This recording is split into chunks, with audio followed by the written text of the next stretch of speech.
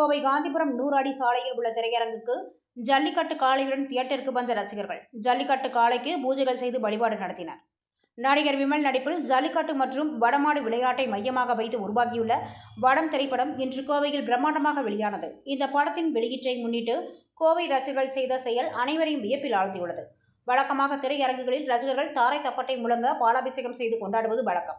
ஆனால் வடம் திரைப்படத்தின் கதைக்களம் ஜல்லிக்கட்டை பற்றியது என்பதால் கோவையை சேர்ந்த ரசிகர்கள் ஒரு படி மேலே சென்று உண்மையான ஜல்லிக்கட்டு காளை ஒன்றை அலங்கரித்து தியேட்டருக்கு அழைத்து வந்தனர். கோவை 100 அடி சாலையில் உள்ள திரையரங்கில் வடம் படம் வெளியீட்டை மேலதாளம் முழங்க திருவிழாவாக ரசிகர்கள் கொண்டாடினர். இதனிடையே படம் வெளியாகியுள்ள திரையரங்கு வளாகத்திற்கு ஜல்லிக்கட்டு காளையை அழைத்து வந்த ரசிகர்கள் அந்த காளைக்கு மாலை அணிவித்து ஆரத்தி எடுத்தும் வழிபாடு செய்து ரசிகர்கள் மரியாதை செய்தனர். ஜல்லிக்கட்டின் ஒரு வகையான வடமாடு விளையாட்டை போற்றும் வகையில் இந்த படம் அமைந்துள்ளதால் ரசிகர்கள் காளையுடன் வந்து தங்கள் ஆதரவை தெரிவித்தனர். நடிகர் விமலுக்கு நீண்ட இடைவெளிக்கு பிறகு ஒரு ஆக்ஷன் கலந்த யதார்த்தமான படம் கிடைத்துள்ளதாக கூறி ரசிகர்கள் உற்சாகமாக முழக்கமிட்டனர்.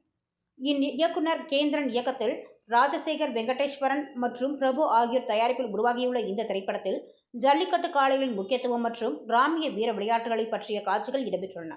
படப்பிடிப்பு தொடங்கும் முன்பே பொள்ளாச்சி ஆனைமலை மாசாணியம்மன் கோவிலில் விமல் வழிபாடு நடத்தியது குறிப்பிடத்தக்கது. திரையரங்கு வளாகத்திற்குள் காளையுடன் ரசிகர்கள் வந்த வீடியோ மற்றும் புகைப்படங்கள் தற்போது சமூக வலைதளங்களில் வைரலாகி வருவது குறிப்பிடத்தக்கது.